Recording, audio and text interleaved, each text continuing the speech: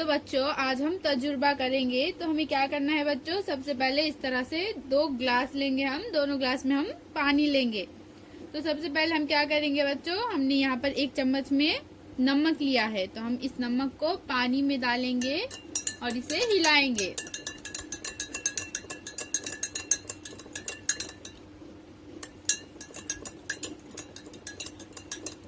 अब हमने बच्चों यहाँ पर दूसरे चम्मच में आटा लिया है, तो ये हमारा जो दूसरे ग्लास में पानी है हम उसमें ये आटा डालेंगे और इस तरह से इसे भी हिलाएंगे।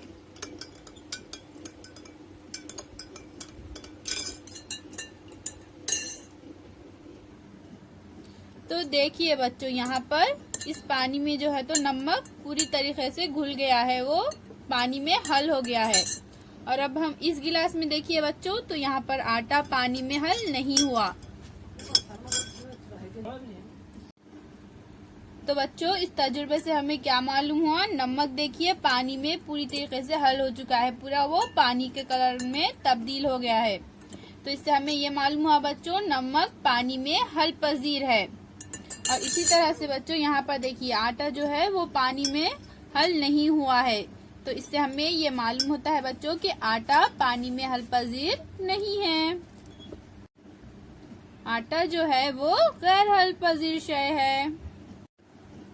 तो इसी तरह से बच्चों अगर हम नमक की जगह शक्कर, धोने का सोडा, फिटकरी का सफूफ जैसी अशिया लेंगे और पानी में डालकर हल करेंगे तो बच्चों वो अशिया पानी में हिलाने पर गायब हो जाती है, वो पानी में मुकम्मल तौर पर हल हो जाती है। लेकिन बच्चों रेत, गेहूं का आटा, लकड़ी का भूसा, तेल, हल्दी के सफूफ जैसे अशिया पानी में हल नहीं होते, वो हिलाने पर भी पानी में पूरी तरह हल नहीं होते। तो बच्चों इससे क्या जाहिर होता है, चंद अशिया पानी में हल हो जाती है, तो चंद अशिया हल नहीं होती।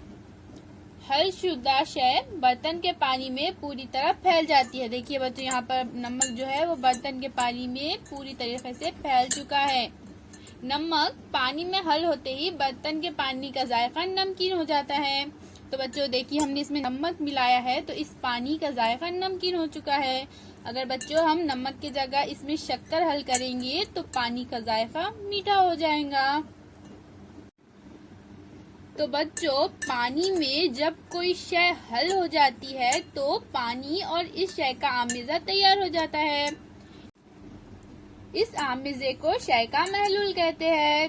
तो जैसे बच्चों यहाँ पर हमने नमक का महलूल तैयार किया है, ये महलूल जो है तो नमक का महलूल है। अगर किसी को दस्त और कै होने लगती है तो हम इसे पानी में नमक और शक्कर का महलूल बनाकर पीने के लिए देते हैं। इस महलूल को जल संजीवनी कहते हैं। अस्पताल में मरीजों को सलाइन लगाते हैं। सलाइन यानी नमक का महलूल। बाज वक्त सलाइन में ही दूसरी दवाई डालकर मरीजों को दी जाती है। ये फायदेमंद महलूल की मिसालें हैं। क्या आप जानते हैं समंदर के पानी का जायका नमकीन होता है क्योंकि वो नमक का कुदरती महलूल है। हम समंदर का पानी पीने के लिए इस्तेमाल नहीं कर सकते। मुख्तलिफ कुओं के पानी का जायका मुख्तलिफ होता है। ऐसा क्यों?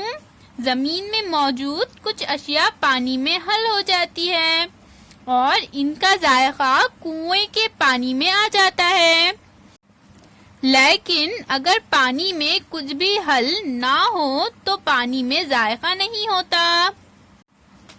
सोडा वाटर की बोतल का ढक्कन खोलते ही बुलबुले झाग के साथ ऊपर आते हैं। सोडा वाटर बनाते वक्त कार्बन डाइऑक्साइड नामी गैस दबाव के साथ पानी में हल की जाती है। ढक्कन खोलते ही दबाव में कमी वाक़ई होती है और वो गैस झाग की शक्ल में बाहर निकलती है।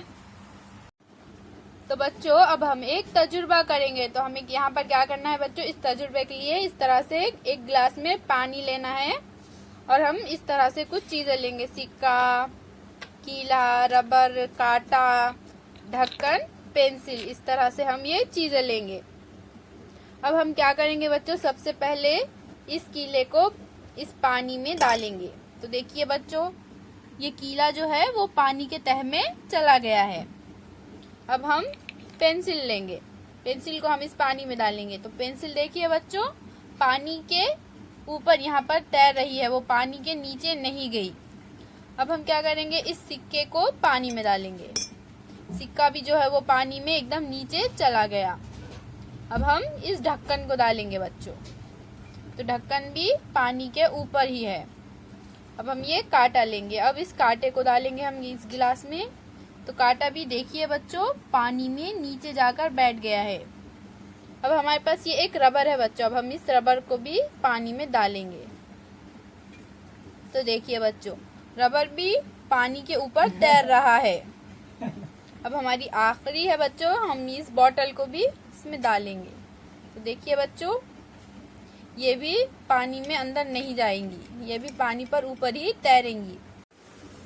तो इससे क्या जाहिर होता है बच्चों, बास चीजें पानी पर तैरती है और बास डूब जाती है। पानी पर तैरने वाली अशिया पानी से हल्की होती है और डूबने वाली अशिया पानी से भारी होती है।